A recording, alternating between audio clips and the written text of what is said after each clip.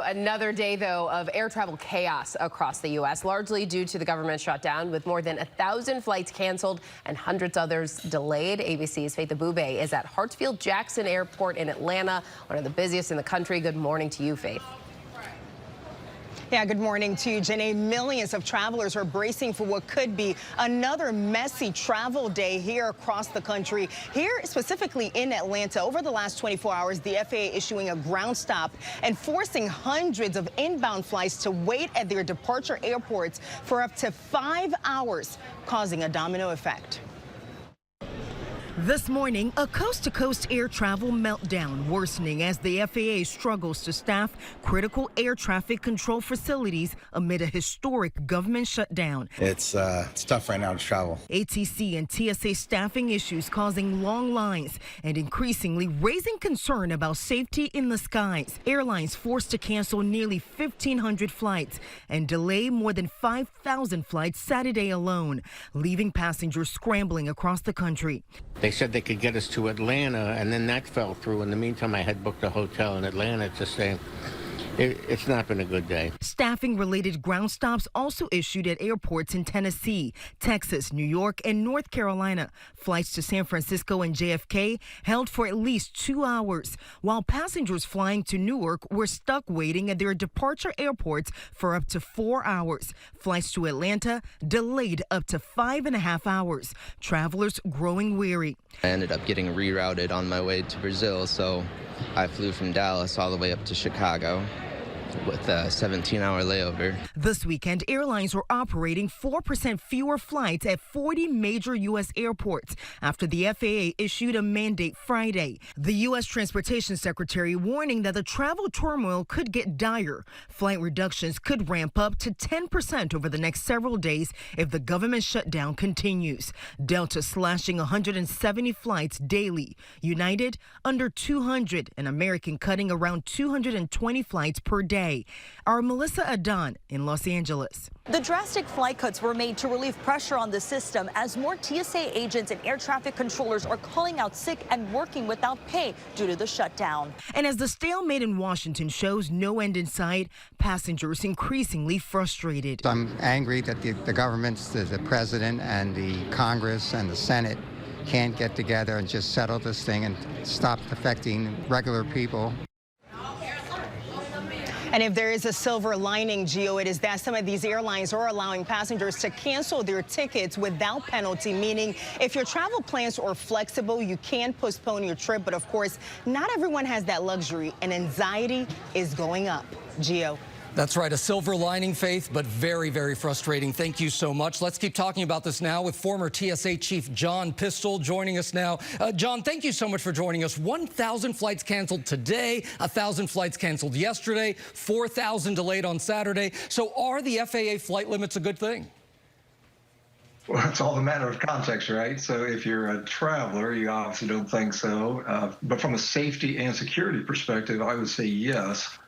It's clearly inconvenient, it is disruptive, but I think it's prudent in order to provide for the best possible safety and security for the traveling public. Look, with over 2 million people traveling a day, that may seem like a lot, but this is actually the calm before the storm, as your lead-in stories have talked about the Thanksgiving holidays, when there's almost 3 million people traveling over that 10 to 11-day period. So it is a challenging time, and it's something that I think everybody needs to be mindful of in terms of making alternate plans if that is a possibility for them. Well, John, let's talk about those holidays because, as you said, the holiday travel rush just a couple of weeks away. If it's this bad now, what could it be like then?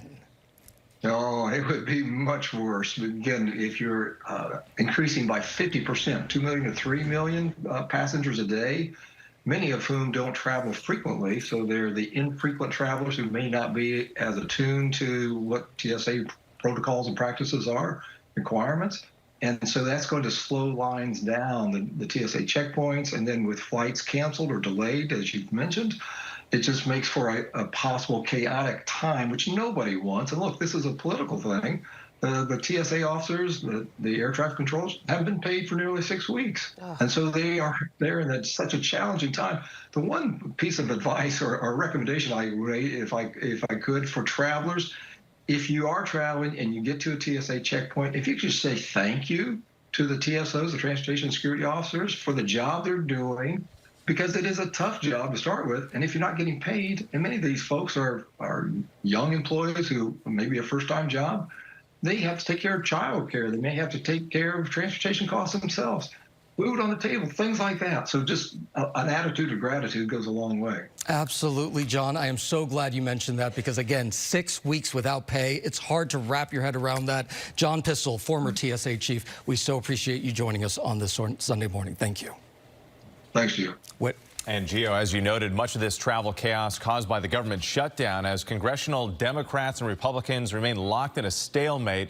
ABC News senior White House correspondent Selena Wang is in Washington. So, Selena, what's the latest on any possible negotiations? So the good sign here is that senators are actually working through the weekend, and that is a first since the shutdown began, but there's still no real sign of any breakthrough here. Now, back on Friday, Democrats had put a new offer on the table. They said, we'll reopen the government if Republicans agree to extend Obamacare subsidies for a year. The goal is to keep premiums from spiking for millions of Americans. But Republicans say that's a non-starter, saying no talks on health care until Democrats reopen the government first. But meanwhile, 42 million Americans who rely on SNAP food benefits, they're caught in the middle. A federal court had ordered the Trump administration to pay those benefits, but the Trump administration appealed. And Supreme Court Justice Ketanji Brown Jackson is now allowing the administration to pause those payments for now as this legal battle plays out. But the bottom line is this: the stalemate in Washington is already hitting families hard, and it is only getting worse. It really is. And Selena, what have we heard from President Trump on possible solutions and his demand to end the filibuster? Yeah, so big picture here, President Trump's actually been noticeably absent. He's down in Mar-a-Lago this weekend, even though he's the one who asked senators to stay here and get a deal done. You mentioned solutions. The president's focus has been getting Republicans to end the filibuster. Right now, 60 votes are needed to pass legislation. Ending it would allow Republicans to push through a bill to reopen the government with just a simple majority. But even close Trump allies are saying no, warning that if Democrats take back power, they would then be able to pass everything on their wish list with that change. And Selena, do we have any sense of how much longer this shutdown could last? I mean, honestly, that is the million-dollar question. We are now on day 40. Neither side is budging. But behind the scenes, I will say, lawmakers admit they've got to find a way out or the fallout's going to get even more devastating.